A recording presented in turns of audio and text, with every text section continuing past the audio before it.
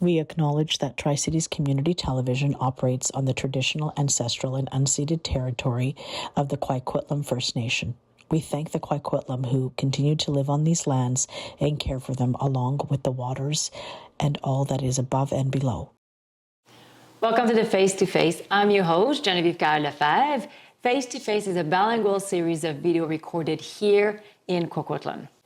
Today I'm sitting with Sarah Fenrich, occupational therapist, sleep coach, and advocate for neurodiverse children and family. Well, welcome, Sarah. Tell me a little bit about what you do. You're doing so many things. We want to know about you. Yeah, thank you. So I'm an occupational therapist and I'm a holistic sleep coach. So as an occupational therapist supporting children, I work with children with different challenges. Most of the children I work with are on the autism spectrum. I also support children that have sensory challenges and children with ADHD and other neurodiversities. And the areas that I mostly support them with is anything that has to do with their ability to function in everyday life. So occupations that the children have is usually they go to school and they play and they learn and they make friends. And some children have challenges doing that. That could be that they struggle with socializing with other kids. Could be because they're very sensitive to different stimulation in their environment.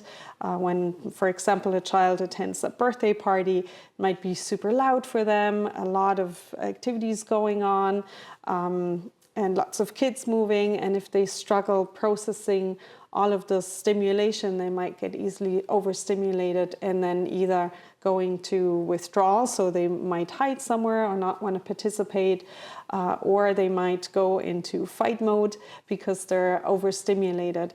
So I support those children to be able to participate in everyday life, things that children usually enjoy. And and some of them, they really struggle with that.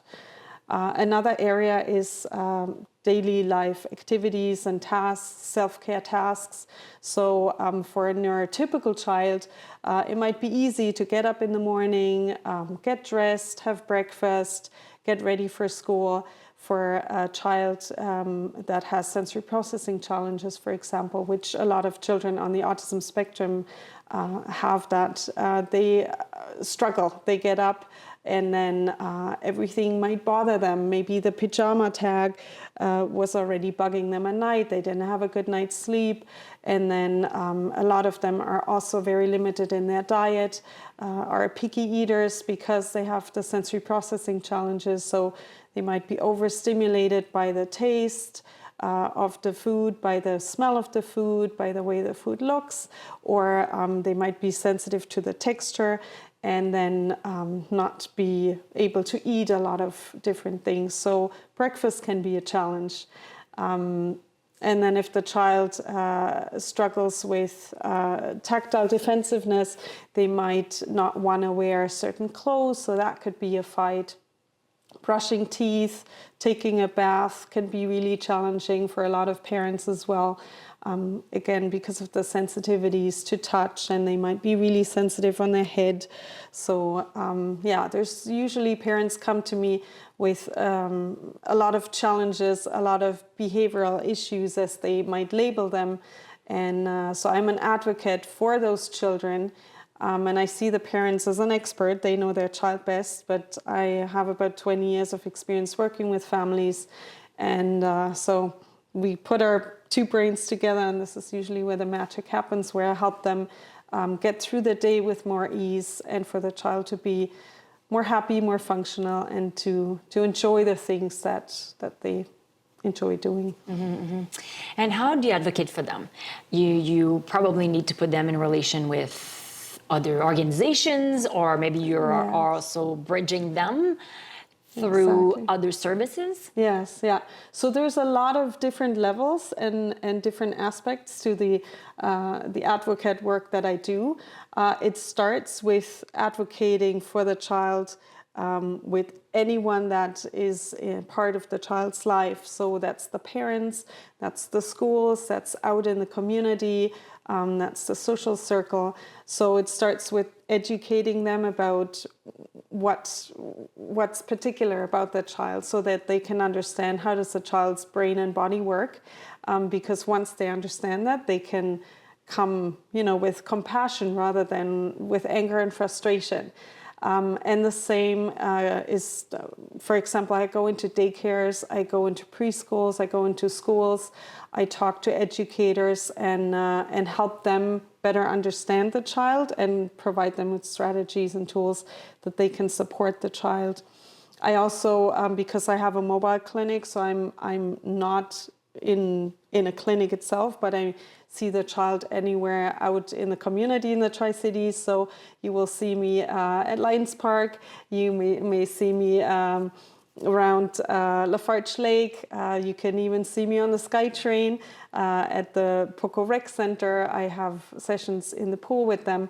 And wherever I go, I also help the community understand what are some barriers that they might not be aware of. For example, at the pool, when they play the loud music and the kids are very overstimulated, they sometimes they're not aware of it and are usually very willing to accommodate certain things that don't impact the rest of the community and remove those barriers for the kids and also their families, so that they can go and enjoy all the activities out in the Tri-Cities. Because there's a lot that the Tri-Cities has to offer, and sometimes there's barriers that are invisible for the families, where they cannot go to the pool or they cannot go to certain events and places, and I help integrate them better into the community and raise awareness from different places and in the community where they might not have thought about certain things. And I've had quite a high success rate with people in the Tri-Cities being very accommodating for those families, so that they can be part of the activities. I think as a community, we see someone that needs any specific little details to make such a big difference. And I know we're thinking about neurodivergent children, but sometimes, it's a bit for everyone also, can be very specific. Yes, I'm sure you can think about something about yourself, and I can think about something about myself, right? And I think as a community, I'm happy to hear that you say that most of the time people are happy to do this. Yeah. And it's very music to my ears to hear that, because I think we all have our own sensitivities, but they have their own way also that maybe sometimes, maybe for us, it's not obvious. Like you say, we get to know them. And I think more and more people are more open to be like, okay, I totally understand in that point of view, and I understand that. Because it's true, the music is really loud when you go swimming. I always thought that. Are they doing this because when you're on the water, you have to listen to the music? Is it why? Because there's now, then it's echoey. Right? So a lot of times we just don't think about those things until we're aware of it, and then we might reflect on it. And I see that especially in the schools, in the Tri-Cities, SD43, because I go into the schools sometimes to observe and to advocate for the kids and to support the educational assistants, the teachers, again, to raise awareness, to see the beautiful things that they're already doing. And I can tell you, I've been in the Tri-Cities for 15 years now. There's been a lot of positive changes where schools are becoming more inclusive and more aware, and even just the environments. I know in the SD43, they've, just on this example, they've set up a lot of those sensory paths in the hallway that, again, are necessary for the kids, the neurodivergent kids that need those for regulation, because they mostly regulate through movement. So they're necessary for a lot of those kids, but they're beneficial for all children that are in the school system. So what I'm hearing is the school board, SD43, has made a lot of changes to for the needs of those children? And do they go through, like you said, like, do they go through you? Are you a consultant? Like, do you help and the school district to do those changes? Yeah. Like, how does that work? So, yeah, that's a very interesting topic, because the school district actually has their own team on board. They have their own occupational therapists through the district, but they have such a high caseload that they often don't get to see the child very often. So they do have their strategies and they do have their tools, but they're sometimes a little bit cookie cutter strategies. And so because I work with the child and the family very intensely, I usually see them once a week.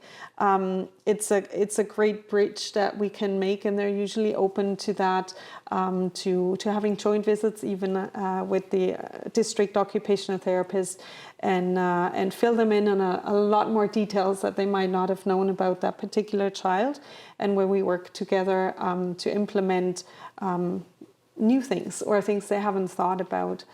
So I just returned from Germany, and I had an interesting conversation with the mayor from the town where I'm from, and he was informing me that it's very exciting that Germany is finally moving away from having special schools for children with special needs and integrating them into the school system.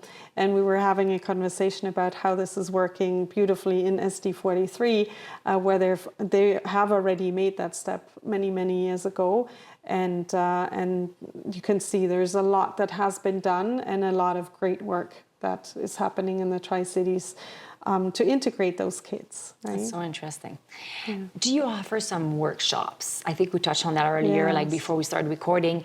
And who can take those workshops, and are they free, or like how's that work, and like for who it is? Yeah, so I actually changed the way that occupational therapy is provided in not only in Port Coquitlam, but all over the Tri-Cities and beyond, where I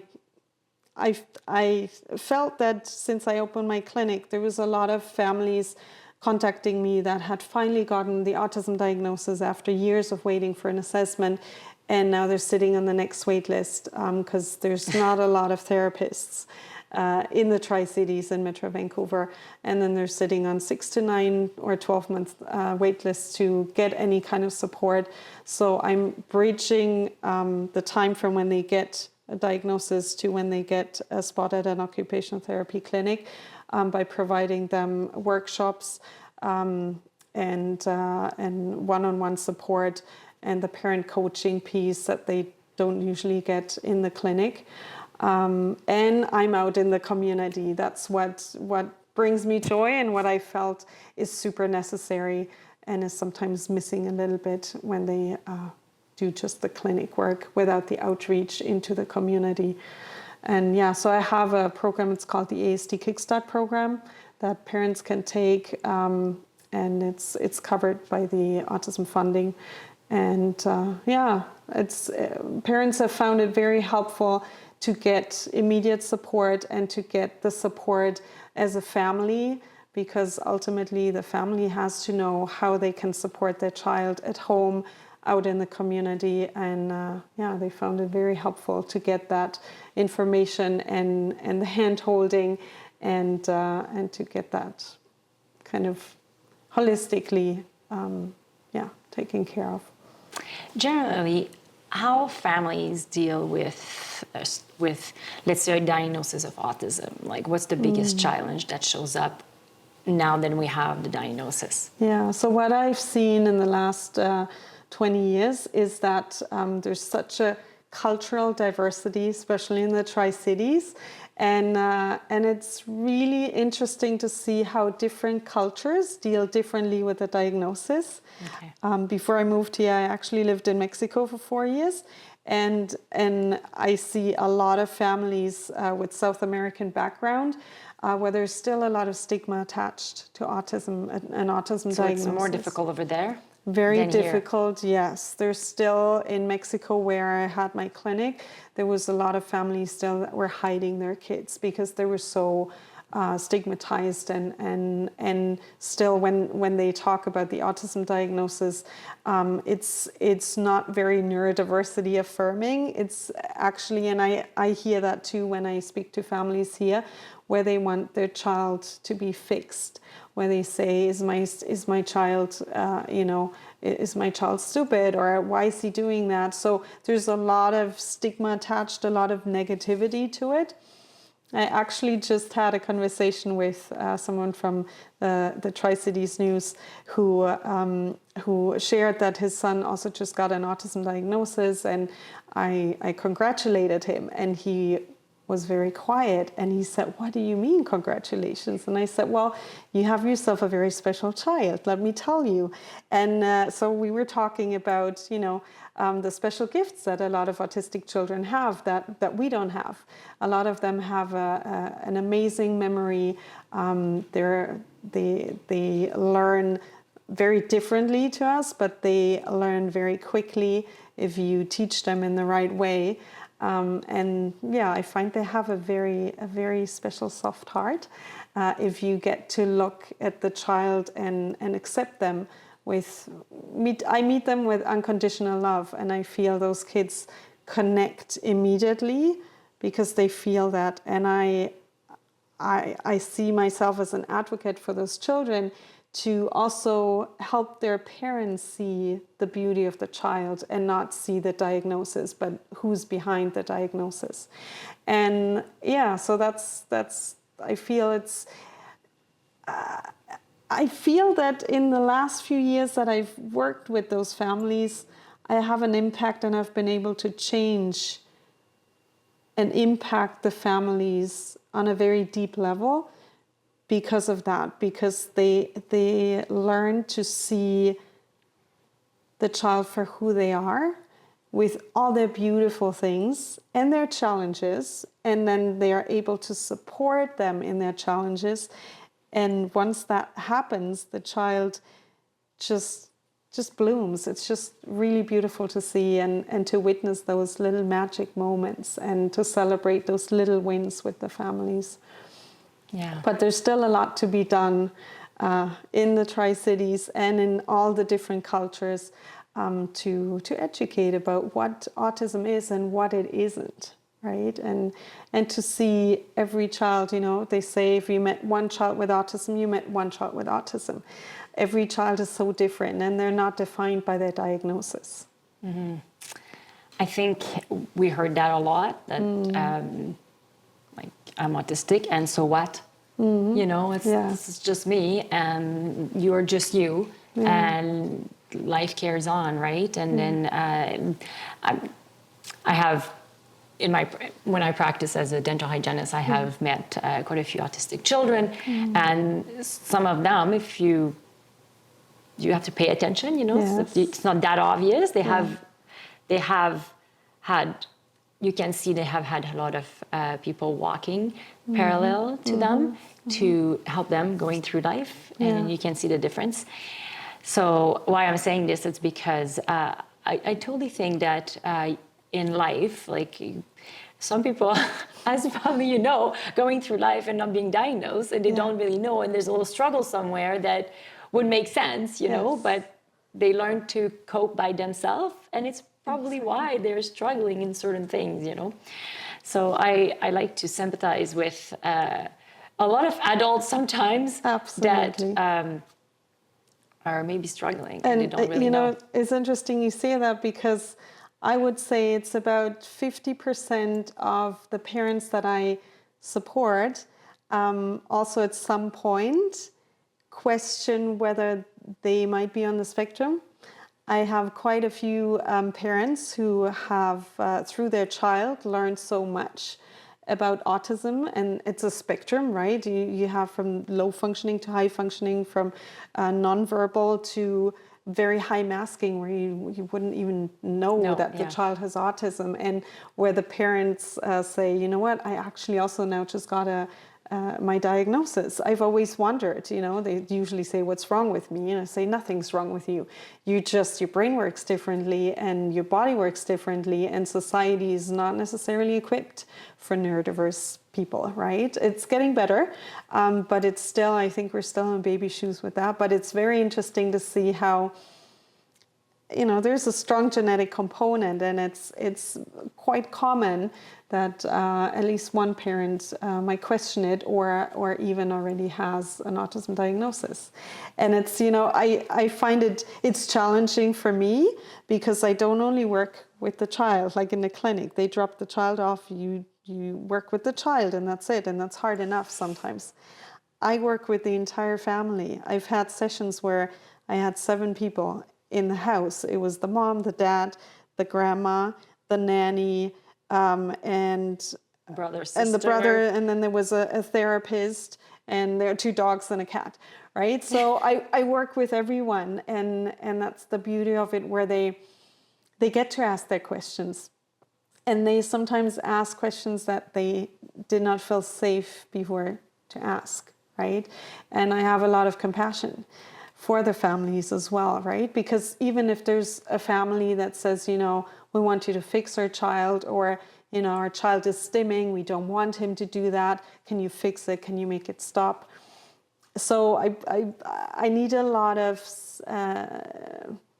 patience, a lot of sensitivity, and build that trust with the family to then be able to tell them, this is why your child is doing that. Often it's a sensory-seeking behavior, and they're trying to regulate.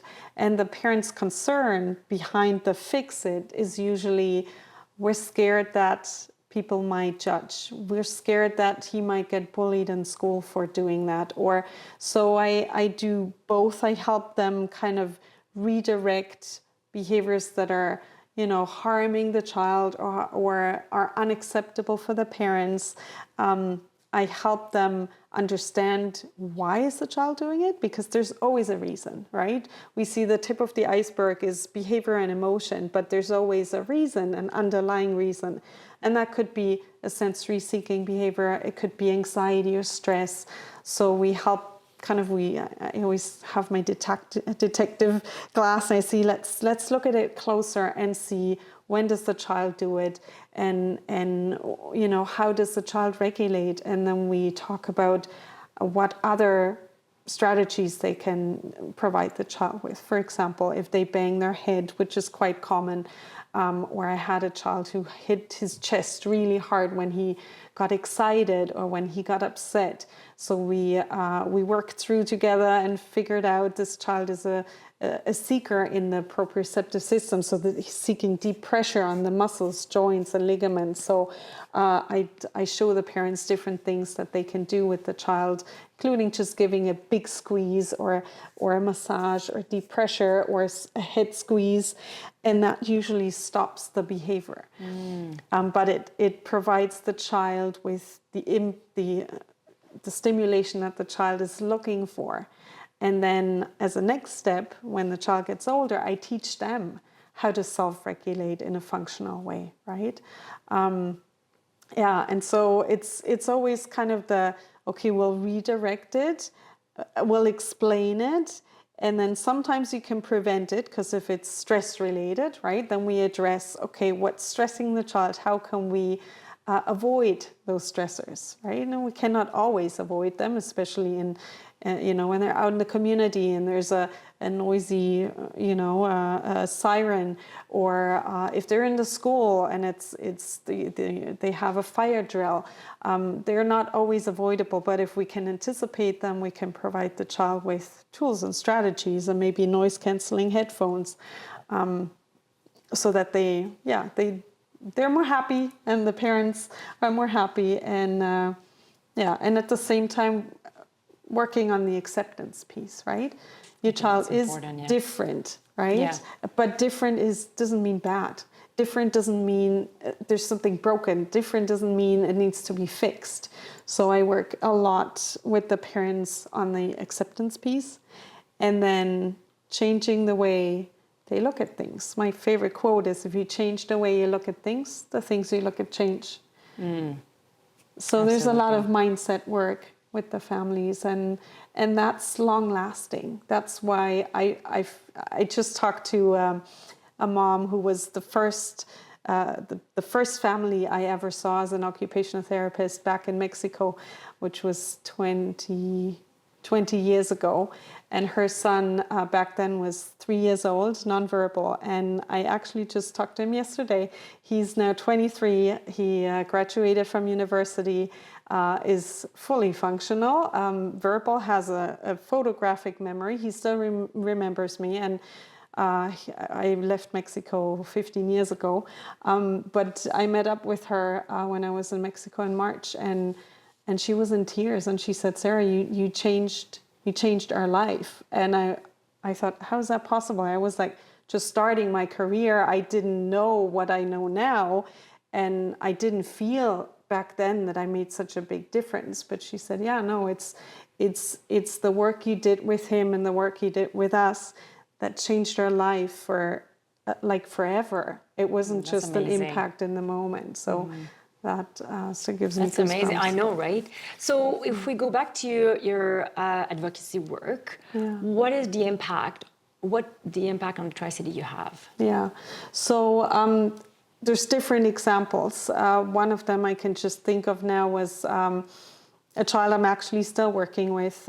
He's now 4 years old, and I talked to the mom for the first time about him. I also supported his older sister, so I kind of knew the family. I knew about him, but not a lot. And during the initial consultation, Mom shared that he has been projectile vomiting ever since he was born. She could not feed him solids until he was almost 3 years old when I saw him. And they didn't know what was causing the problem. He had seen a lot of specialists. He had his big team involved at BC Children's, and they had seen a lot of different people. He had already undergone 3 minor surgeries, and he was scheduled for 1 major surgery 2 weeks after. I talked to her, and while we were talking, she didn't really even mention it on the intake form that he had the stomach issue, because it's not usually something that's under the scope of an occupational therapist. It's very medical.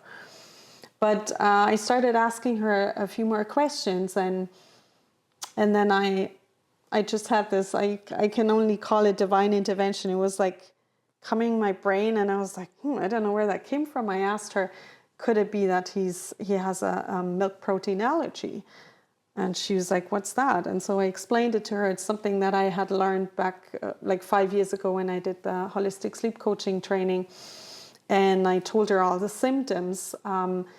And she said, yeah, he has all that. Like he has like puffy skin and like rashes and diarrhea and the projectile vomiting. And she told me what formula he was on, very special formula.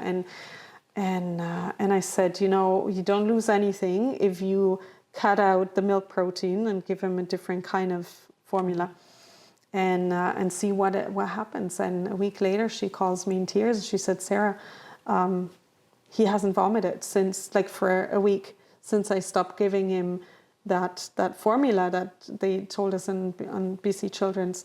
It's a special formula. It was very expensive, and and then she had a meeting with the surgeons to discuss the surgery, and she said, "Can we wait, because he's doing fine. The diarrhea went away, the rashes went away, all the symptoms disappeared within a couple of days, and he hasn't vomited since." And it took him off the list. Never had to do the surgery, which would have been a major surgery. And it's not something that I say, oh, it happens every day, and great that I saved this child from the major surgery. But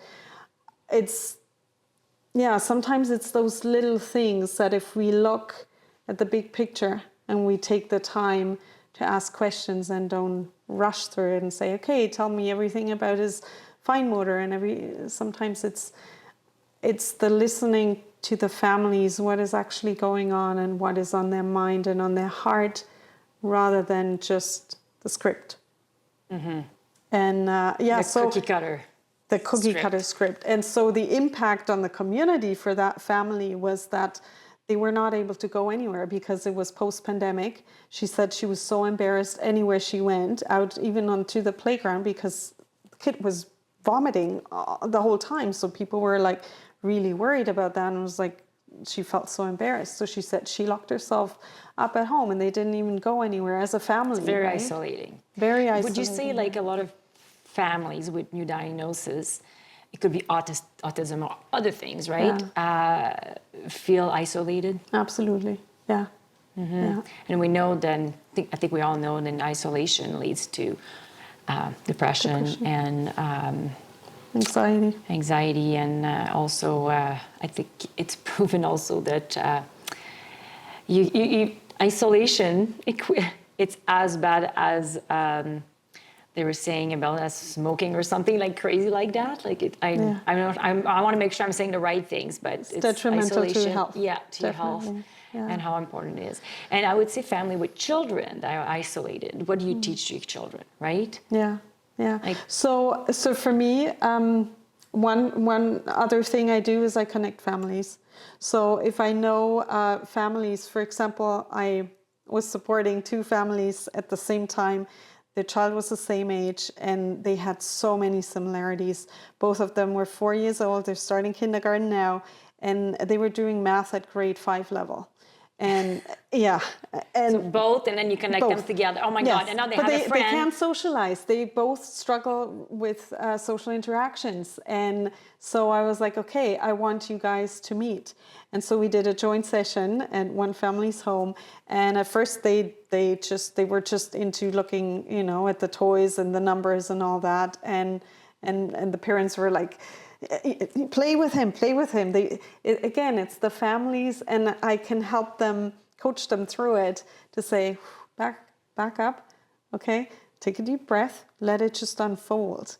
And after an hour, they ended up playing together. They assembled a robot that had like numbers on it, and they were super into that and helping each other, and they just needed their time. Right. But it's again, and I'm a mom too. I have a daughter who's 12 now, and I relate as a parent. You want your child to fit in. You don't want to feel uncomfortable because of the way your child is acting. And it's our problem. We feel uncomfortable. It's not the kids. Mm-hmm. They were not suffering. They were having a great time. But it's our expectation that, we feel that pressure from society. We feel that pressure from that family. Well, we're here now, and the expectation is they play together. And I had to kind of have a little prep talk with both families and say, okay, let me handle this. Okay, and it ended out really well, and they met up after. They're still friends. Yeah. Yeah. Oh, that's great. Yeah. So if someone is listening to us today and they're wondering, how can I help? Can they reach you? How's that work? Yeah, so I offer to every family a free 15-minute discovery call. So they can call me, they can contact me either through my website, Real World Kids OT, or they can,